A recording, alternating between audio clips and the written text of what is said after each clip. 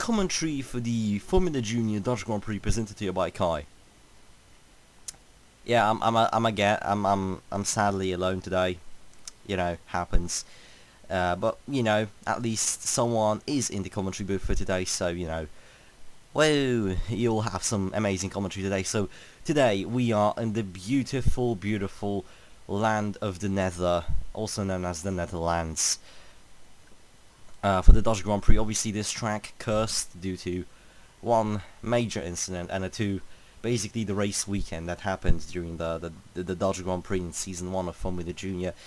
It was cursed, let's be honest. There were many incidents, worrying incidents, and we had one that was major. It was the incident of Babatunde, which, I mean, it has been spoken of a lot of times, but to be fair, Babatunde is quite a funny man, and now that he is back into rehabilitation, he's getting back into form, with the predictions that he will be back on the grid next season.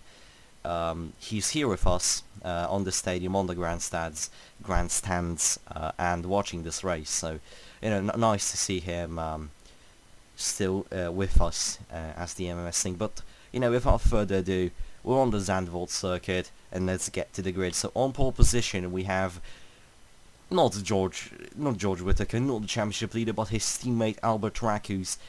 He smashed the qualifying here. I don't know how he did it, but I think ever since Lausitzring, Rakus has been pacier and pacier. P2, cursed, absolutely cursed. Luca de Campo, the Pramer, the pointless team, has a car in P2. I don't even know what to say. I don't even know what to say. Then the rest are good. We have Aguirre, Tommaso, Lindberg, Granville, Ragano, Atkinson, Karatko, Bishop, Regis, Whittaker, Ragano, Witt, Miller, Mirandola, Scheffer, Edwards, Valyak, Tanneman, Montague, Kraus, Fredrickson, Schnellman, Harvey, and Misery, who rounds off the grid as I'm about to sneeze. That's not good. There we go. Again, qualifying results absolutely cursed, but you know, let's get to the lights, shall we? So we go on board. Only four sets of one set of lights of four. Here we go. 4 red lights. Lights out, and away we go, and it's a pretty decent start from Rakus as Tommaso nearly has overtaken Aguirre on the side. But there we go. Speaking of overtakes and Aguirre, there he goes, sending it on to Luca de Campo there. Pretty good start as they go side by side through the complex, leading up into a lot of elevation. And there we go, Tommaso sends it now the inside, side by side of Aguirre. Aguirre is still there, clinging onto that Tissot Lazarus Grand Prix car, not letting him go easily, no. As oh, there we go. That's good. Here we go, Tommaso now, Granville, Lindberg. It's pretty calm start, you know. There has been no front wings. So there we go. Ragano and Witt battling for position. Ragano, not the best of qualifying. Overall Lotus, despite being one of the strongest teams on the grid. There we go. There's a bit of contact with Miller. Despite being one of the stronger teams on the grid, not really succeeding. As just look at this, Whittaker, the championship leader, dropping to 13th. That's not good. In case of that, Lindberg has dropped to 8th now from 5th. That's not good for the Swedish driver, as there we go, Karatko, following his teammates' amazing qualifying results. He's battling for some nice points here as well, as there we have the ING racing car of Bishop and Regis. Obviously it's the home Grand Prix for the ING racing team. As for the lead, Aguirre, De Campo and Rakus are battling, as there we go, De Campo now sends it on to Rakus, and De Campo's car loses the lead, and maybe even Aguirre will get it, and yep, he does. There's an amazing start from Aguirre and De Campo. You know what, take a screenshot right now. De Campo, Pramer is in the lead. As there we go, Granville on the outside of Rakus, is he giving the gap position? Yes, he is. There we go, that Dams is up at the P3, that's an amazing start, and there we go, that's Atkinson, using the slipstream, using it all to her advantage. There we go, the Japanese driver up into P4, nearly makes it P5, Bishop now on the back of Tommaso. Then we have Ragano, Lindberg, Regis, Karatko, Witt. That's a move from Mirandola into the cursed corner, that's a no-no. Obviously that was the corner that Tunde had a horrific incident in, as there we go, Scheffer sends it on to his teammate Miller. Miller having a very good German Grand Prix for the Zach Speed outfit, scoring 6 points. As Whitaker is dropping like a stone. This is really not looking good for him. He's already down to 15. He started 12 and it's just been 2 laps. So yeah, you can connect the dots and see that something's wrong. As now the Campo has been overtaken by Aguirre as well, and now is being harassed by that turquoise Dams car, or Cyan. I can't really pinpoint the colour of that car, but anyways, there we go. And Atkinson also follows him through, and that's the Campo down to P4. That's pretty much expected from the Prema. There's now Bishop in his own Grand Prix, battling in his team's home Grand Prix, battling with Albert Rakus, who has dropped from P1 to P5. Not the best of the start from the Finnish driver, but you know, that happens to all of us. The Campo might have an issue because he's now lost a lot of time to Atkinson. That's not looking good for the Italian driver in the Italian team. The Campo, I mean, he had a shot at points in Lausitz if it wasn't for the woeful strategy of the Premier team. As there we go, Bishop up into P4, and now Raku's on the outside. He's going to try and source something out in there. He goes, and that's also Rogano following Raku's through. Speedway really having a horrible race last weekend. They really need to repair their reputation and their points and all that. So yeah, as there we go, that's Vid down the inside of Tommaso side by side. Vid has a lot of pace in Zandvoort, it seems, because he's been climbing positions very quick. As there he goes down the inside, Tommaso gets the outside better on, but no, they're actually still side by side. And now on the exit, Vid has the inside line, gets the better exit, but Tommaso is still a no. Vid gets the position. That's an amazing drive. The Polish driver really showing his pace as the Vigo Bishop gets overtaken by Atkinson, and that's Atkinson up into P2 as Aguirre has been overtaken by Granville. And oh, that's a bit of contact right there. Rides the rear wheel of Reina Atkinson. As there we go, Bishop on the outside, Aguirre on the inside, and we have 2 packs of side by side. Actually, no, never mind. Rogano also overtakes Aguirre, so Aguirre drops down to P5. As Granville is shooting into the lead. Granville has been promising this whole season, really, so I'm not surprised to see him up there. As there we go, we have a bit of moves here and there. Tanneman risking a lot for here, trying to make a move in Kraus. Tanneman started 20th, only climbed 1 position so far. Fredriksson, on the other hand, that's a very good start from him, considering the Prema he's in. Schnellman, horrible qualifying, and animal horrifying races. There's been sparks flying there.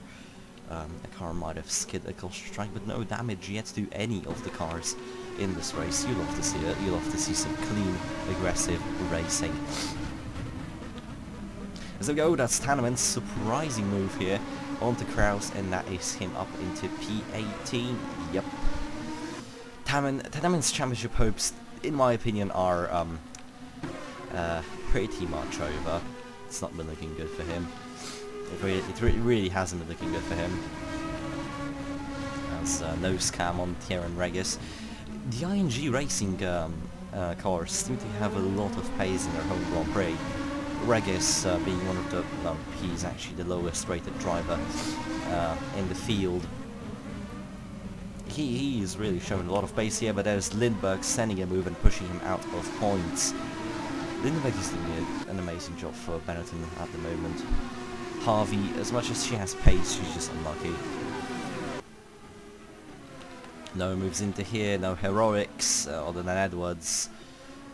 Tanneman is already... no, Tanneman is still 18th, as there we go. Edwards sends it on to Chef, only blocks Tanneman as a consequence of all that. Karatko tries to sort out anything. Karatko, another driver who had a lot of pace this season, has just been unlucky, you know.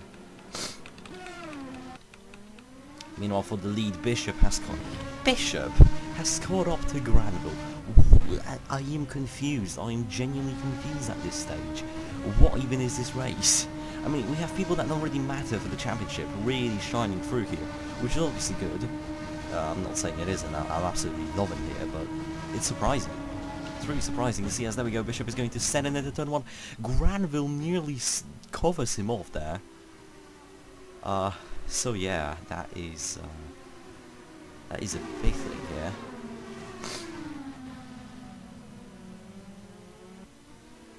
Just a reminder that Bishop got fired from his team and had to seek refuge in Arden. Yeah, that man has a lot of paces now. Raina Atkinson, the only Carlin that has showed herself so far, challenging for P2. Then we have Rakus and Regano in no man's land really between themselves really. There's nobody too close, nobody too far away, as Regano overtakes the Finnish driver. Then we have Tommaso and then Tommaso absolutely sends it onto the Polish driver, and Tommaso, after that amazing race in Lausitz's ring for Lazarus, they have been having a lot of pace, you know. The double upgrade they brought in really helps, especially Tommaso, when it comes to their rating and all that, so they really have used that upgrade to its full potential, as Lindbergh is now up into P8. The Campo is still trying to keep some points in this race. It's not the easiest. Fredrickson is still at 19th, might lose that though, as then we have Tanneman, who's dropped it. Tanneman has dropped to 20th, oh man, it's not really looking good for him, as Harvey is in last position. Granville still close to Atkinson, and Bishop. I wasn't wrong there, but I wasn't right. So we go, Harvey tries to send it out of Misery, pushes him a bit wide, and yeah, that's the Benetton through. Or is it? Yep, it is. There we go, that's pretty much the confirmation of that. Edwards trying to push through Tanneman, that's a beautiful line for that corner. And he gets the job done. Well, nearly. Tanneman manages to get a bit of a better exit, obviously. Speedway Racing has an amazing staff, a lot of experienced people in it, but on the outside there's Edwards. That's a very brave move from Edwards to keep that foot planted through that corner there and get that position back. Meanwhile, Miller sends a move on Miranda, doesn't really get it too much steering there. She won't get on the outside as well. She only opened the room for Fredrickson, the side by side. Is she going to keep the position, or is Fredrickson going to send it on the outside? She closes the room. Fredrickson doesn't send it, not yet. This is too risky for him. At the moment, as there's Schäfer, Miller's teammate, sends a move on to Regis. No, Regis gets the move. Still though, Schäfer pretty good exits, side by side actually. That's the mystery of that, but how are they getting these amazing exits here? They seem to lose a lot of pace, and then they come out back side by side of the car they're chasing, but there we go. Loses a position, Kraus tries to make something on the outside. Is the Polish driver going to make it stick? Who's going to go on board with that beautiful Arden? And nope. Further up the order, then we have the Campo in P9 actually, so he has overtaken someone, and that's correct, I'd assume, as they have Bishop and Granville battling for the lead. On the outside, Bishop covers the position. Is he going? Yep, Bishop has kept the lead as of now, but you know, Granville has a lot of pace and a lot of talent, so he might still get it. Harvey and Misery have dropped out from this pack, despite them being in a constant battle. This is what I also love about Formula Junior. No matter what place on the grid you are, you always see battles, you know. Is it either the back of the field where drivers don't really have a chance of scoring points other than, you know, by an absolute strategic masterstroke, other than, for example, on the top step of the podiums, you still have a lot of racing, you know. Speaking of which, Granville tries to pop a move down the side, pops into the mirrors of Bishop, but doesn't do anything just yet. Yeah, I will mention this a lot in the FR commentary, but I have some issues with my nose, because, yeah, life sucks, but, you know, happens to all of us. Anyways, here we go, and that's Kraus, still battling for position. Gradko has dropped from 10th to 15th, it just really shows you the nature of being in a midfield. Being FJ, you never know where you're actually going to end up. This also plays a huge role in strategy and all that, you know. This phase of the race is important, as it basically dictates who gets to enter the pit lane first and who doesn't. Rogano and Kraus now side by side. Rogano might actually use this and overtake more cars than he thought of. Yup, that's a very good run as they make it 3 wide. Miranda Miller and Regano, but he doesn't do anything about it. They had to close the doors. There's been a lot of contact. There's now Regano still sends it on the on Miranda side by side. He has the outside line. This will not be too advantageous for him, but he closes the door, so he gets the position. Fredrickson stuck in the top 20 here, really. He's trying his best though. We can really tell though. Prema has been pretty much in suffering as the Campo drops to 14th. Whitaker's into the points, so good news for the championship leader. Rakus has dropped to 8th now, so not too good for him. Lindbergh in 5th, and we have Atkinson, Granville. Ragano has moved himself up into P2. Sorry for that. That is an amazing drive from one of the championship contenders. You know, after a horrible race, that was the German Grand Prix for Speedway Racing, them not scoring any points at all. This is like a redemption day for them, really. They need these points, they need to climb back up, and Ragano is giving them that option. Then we go, that's Raku sending it onto Aguirre, trying to defend on him, and Vit is just, I don't know what he's on. It must be good, you know. It really must be good.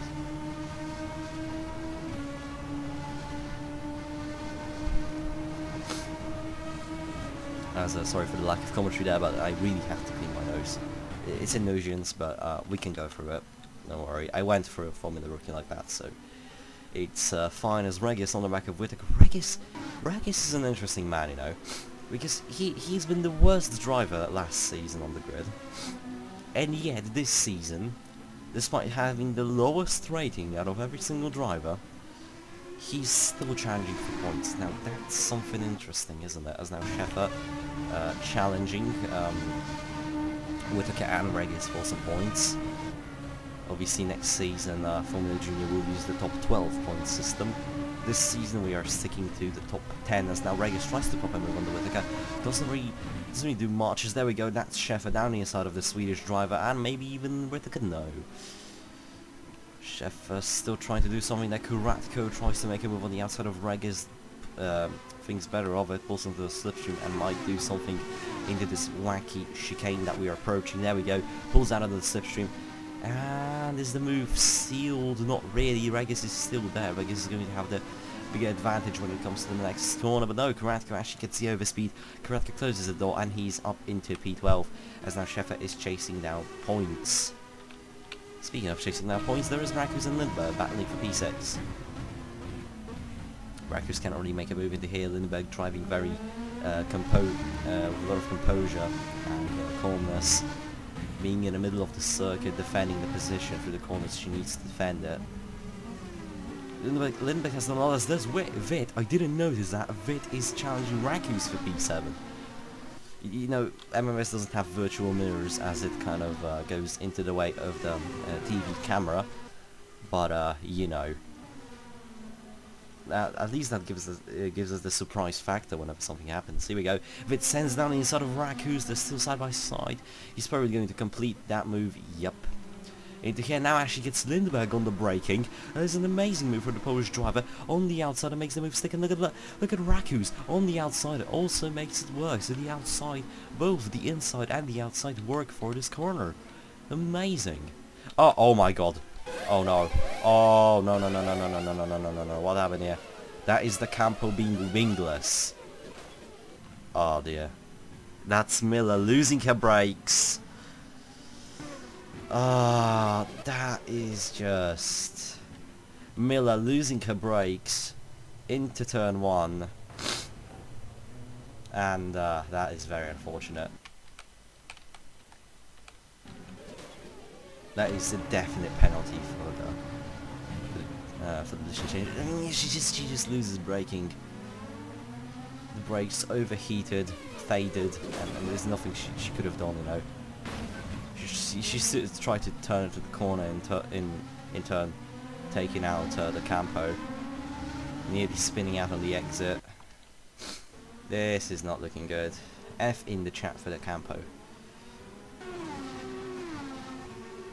So the FIA are immediately investigating the penalty, and it is pretty much confirmed. It's a 10-second time penalty for Mary Miller, so 10-second club is back for the OG guys.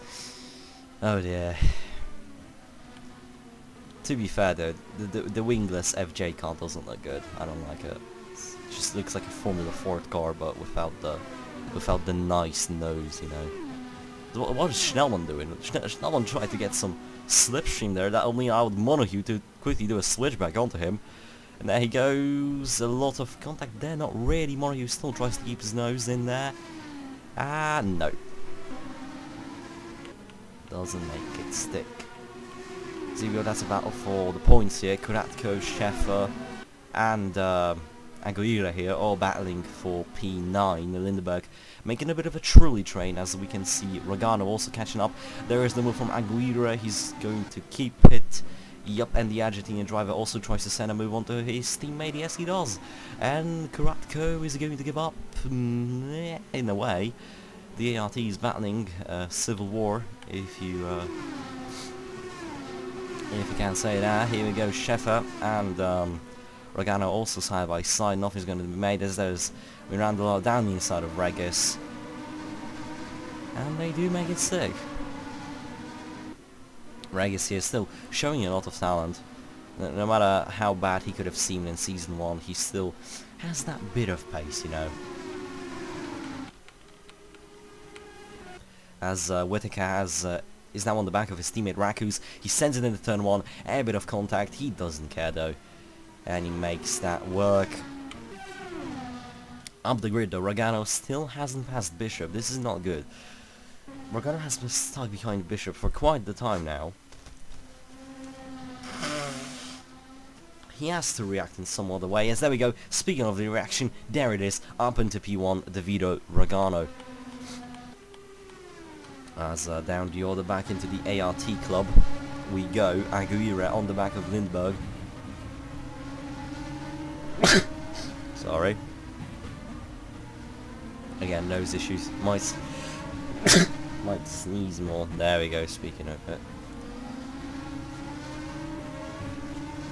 You'll have to have an issue. Anyways, Rogano now on the back of Kuratko. And in the background we can see one of the Pramers there trying to make a move. That's definitely the campo there. No, that's actually Fredriksson. Climbed into 14th again. Sorry for that. I know it's not pleasant really to hear that. Fredriksson up into 14th. That's an amazing drive.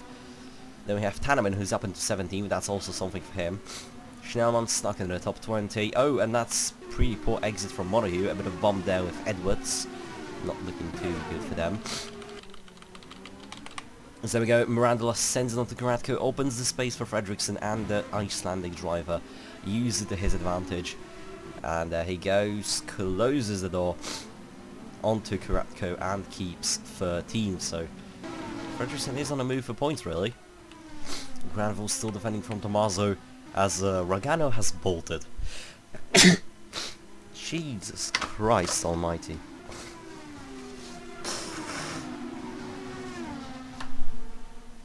This is not a pleasant sight, by the way.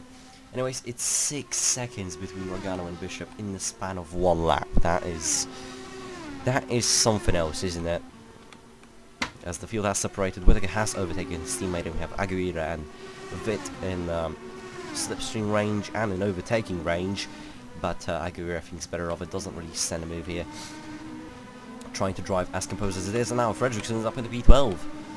So Fredriksson, despite all the P and Pramer stands for pointless things, he is still quite pacey, you know. As Granville trying to overtake Atkinson. A crucial part of the race here. Granville might actually put himself into title contention if he continues this streak of consistent high points rewarding positions, because, you know, that's what the point system really promotes here. There we go, no moves here. Nope, loses too much time. Yep, there's too much time, there's no chance of a move being made there, but there's still the fight for points. And it is a bit cursed here because of the Prema of Fredriksson. I do really like the new livery Prema introduced. Finally they're distinguishable between Zach Speed. And there we go. Here we go. There's Fredriksson in 11th. He's really pushing for Lindbergh. Speed must be absolutely ecstatic. Both of his drivers now will battle for points. Here we go, on board with the Prema. This is fantastic. Here we go, through the wacky chicane here, about to enter the final corner on the circuit. A bit too far away to make a move. Yeah, there's Vit Tomaso. And there's a battle for Peter as Bishop is going very slowly, and that'll allow Atkinson to pass him. And Granville, is Granville going to use it though? Not yet, they're still going side by side. And Granville gets it, so Bishop losing 2 positions in the span of 1 sector. That's not good. That's really not good. Oh, there we go. That's a pit stop from Fredriksson, and that is not a broken gearbox, that is not a broken everything.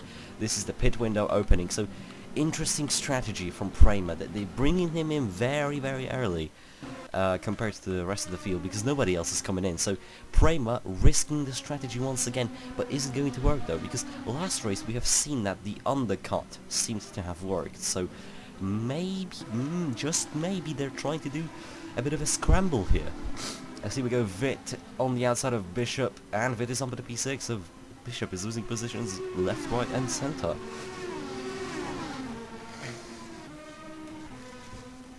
Nevertheless, this race is really overshadowing the last race we had, you know. A lot of racing. In fact, clean racing. We had only 1 incident of... you never know, as we're going to go on board now with Aguirre. He has the indicator there for low fuel. This is not going to look too shabby for him. He has to keep himself composed, and he's pitting this lap. Tommaso is pitting, Bishop is going. Vit is pitting as expected. Granville is pitting, Whitaker is pitting, Atkinson and Rogano. So as it stands, Raccoons will take the lead of the race. And Peter will be Bishop. And P3 will be Lindbergh. Meanwhile, how does it look for Fredriksson? Fredriksson is going to exit in front of Miller. Yup, cleanly ahead of Miller. Now this is the interesting period of the race, as you don't know when or where are people going to come out. Here we go, Bishop tries to send it out instead of Vit. Vit gives him a bit of a hard time for that, but he makes it stick as though there's a bit of contact between Vit and Tommaso. They're very aggressive driving for the Polish driver. I mean, he did. You know, he has to show himself for the Rocket Grand Prix team. As there is a car out of the race, that's not looking promising. Oh no, it's Montague. Oh dear. What happened to Pierre Montague? Oh, that is a brake failure. Oh dear God. That is I think we had a very similar brake failure of Mihail Valchino here last season. And oh dear.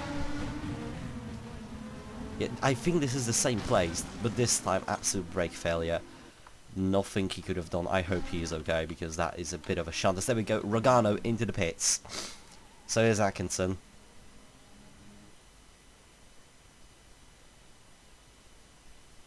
Here we go, Rogano in. How long will the pit stop be? The question is, does Jamie Fredriksson get... Oh my God, look at the amount of cars coming into the pits. This is just pure chaos. So there we go, Rogano is off. Atkinson, oh dear, oh dear. I've always got all shaky there. Oh no. Yup. Oh, someone is stuck. That's Whitaker who's a bit stuck. It's Whitaker who's a bit stuck on the car. He got stuck on Rogano there. It's not good. You don't want to get stuck on the car. Oh, that's just nice, Kraus. That's just nice. That is very nice. Okay, you know what? As much as I understand the talk... Ah, dear. So these guys will have another round of Into the Pits I Go. As the Montague out of the race. So now, Rakus, Bishop, Lindbergh, Miranda, Tanneman, Edwards, Schnellman pitting. And look at that, Ragano is actually on the back of these guys. Regis is also pitting, Valak is also pitting. Where in all this is Jamie Fredrickson? Jamie Fredrickson is behind Granville. So in turn,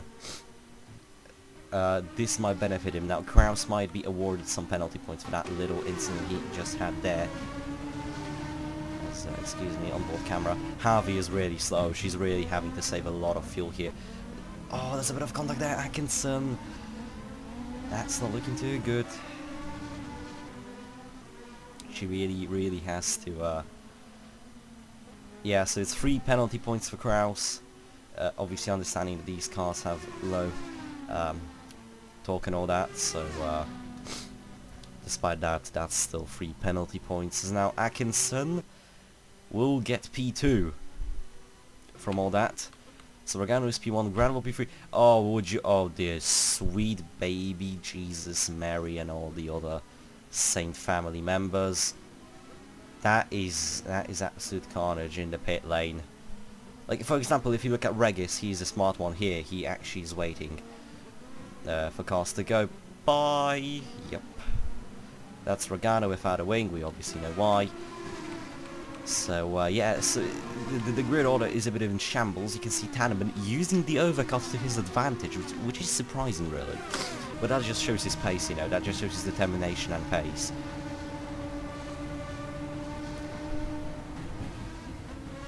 So, the grid, oh my day. So we have Ragano in the lead, and we have Atkinson and Granville battling for P2. Fredrickson in 4th, Miller in 5th, Tommaso in 6th, Rakus and Tanneman battling for 7th, Vitt in 9th, and Karatko in 10th. Oh dear, this crap the field up. This really might be an interesting race result, as there's Sheffer. Whitaker is gone. This is just like a... This is reminiscent of what happened to Tanneman once he had the championship lead in this is Grand Prix, with the strategy just messing this race up so bad it was beyond saving. But Tanneman, speaking of him, he's now on the back of Rakus, still trying to get that P7 into turn 1. No, Rakus covers the line. Rakus is really defensive in here. He is just trying to do his best.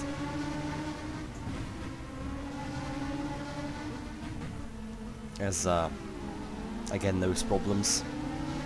I will try to commentate non-stop.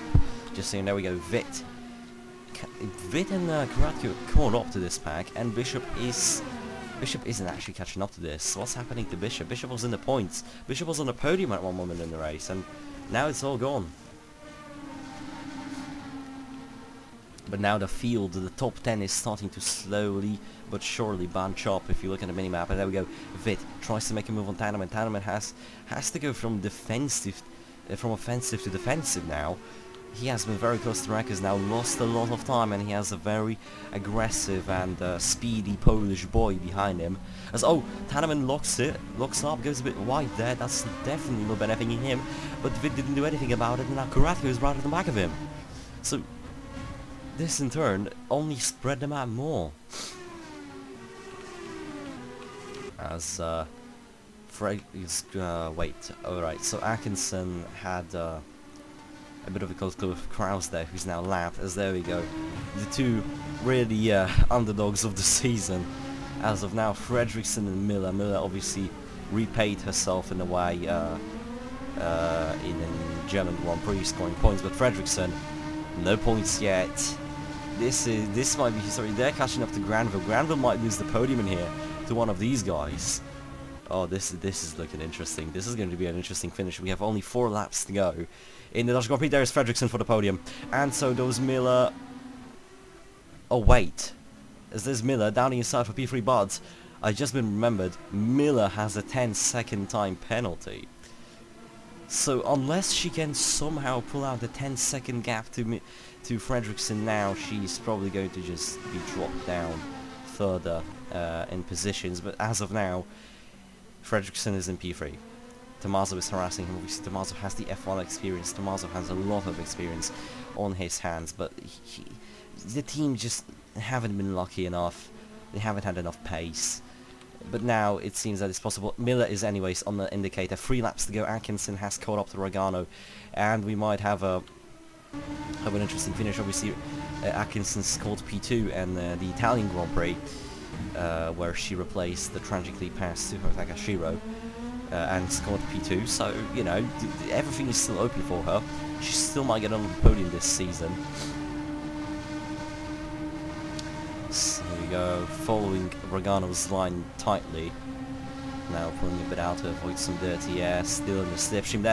There she goes. That's Atkinson on the inside. Look at Kraus. Kraus might do a Blanc here and intercept all of that. Yup. Tries to overtake Rogano, and actually Kraus actually overtakes Rogano. As Miller is coming into the pits, and now we have a massive train for P3. But Fredrikson's pitting. What's happening to Fredriksson? Fredriksson's on a low light indicator and is going very slowly. Oh dear. Oh dear. Oh no. Oh no. The Pete and Prema will stay pointless. Oh dear. What happened here? Why? That's a very sudden drop.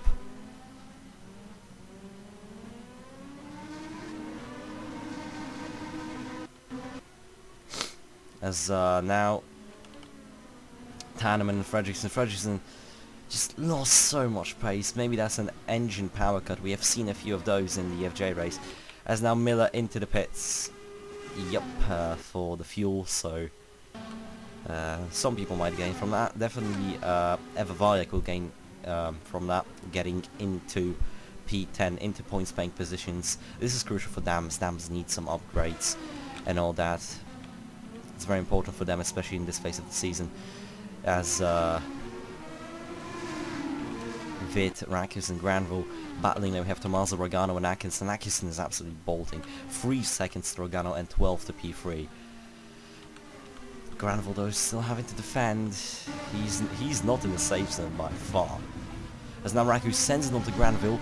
Vit might follow him through, but Raku's got a bit shabby there, shaky on the exit. And look at this, Granville losing 3 positions in a span of 1 corner. What is happening to David Granville's car? But he tries to come out of Ratko. That's a massive dive down the inside, but it doesn't work. It just doesn't work. The car has no power, as Kraus has unlapped himself. You do you, man. You do you. But yeah, we're going to start the final lap in here with Reina Atkinson.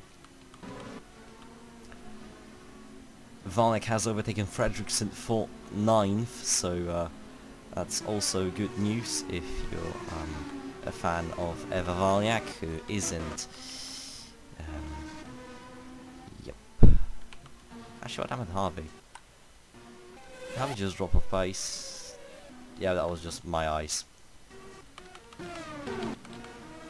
So Atkinson and Rogano actually closing up, as there's Rakus started P1. He's still in the battle for the podium. He actually might still get his first podium in MMS. There's no engine failures to stop him now, is there?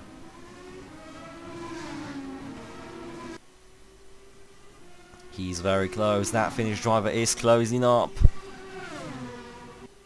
And no move into here. The drivers have been communicated not make moves. Atkinson has caught up to Rogano, but it's not gonna work. Raku's there, he sends it. Raku sends it for P3, and he does it. As there's Tanneman also following through, making a possible double overtake onto Vit. No, there. Fredriksson still trying to get into the points. Granville defending from Karatiko. Fredriksson is right on the back of Eva Valjak's gearbox. This might be crucial. Fredriksson might actually get positions, but no, look at this. Valjak sends it on to Karatko. And no, look at Bishop. Bishop might actually take away points from Fredriksson if he isn't lucky enough. Fredriksson covers off very aggressively Bishop, and it might be points, but let's go to the front. Rogano wins, Atkinson second, Rakus in third, maiden podium. And then we have Tommaso in 4th, Vit in 5th, Tanneman in 6th, Granville 7th, Valjak in 8th, Karatko in 9th, and Fredriksson scores points for Prema. Let's go. Then we have Bishop, Misery, Mirandola, Lindbergh, Scheffer, Whitaker, Schnellman, Aguirre, Edwards, Regis, Harvey, Miller. She stays in 22nd. Rogano. Oh man. Da Campo. Another miserable race for Luca Da Campo. And Kraus, who has unlapped himself, and now because of him I have to accelerate time. But anyways, fastest lap also goes to Kraus, of course. Oh, everyone has run out, so he's your race winner, parked it up with no fuel. yeah, that's been the race. A very good one, in fact. Really enjoyed that one. So, yeah. Thanks for tuning into this. It's been a very nice one. Driver of the day is really hard to pinpoint, but you know what? Let's give it to him. I don't care. Fredriksson. Fredriksson just because of Prema, but if it wasn't for Prema, it would have been Tanneman, because he's been on a comeback drive. But, nah man, that was a very good race. That was a very, very good race. So, thank you for coming. That was a really, really pleasure, really, to been here, able to commentate Formula Junior. So, next race we're coming to the Silverstone circuit, just a week after Formula 1 goes there. Silverstone produced some amazing racing, so we're hoping for another amazing race. Thanks for tuning in. Be sure to be safe on the roads, wear your seatbelt, and just have some fun, you know. Bye bye.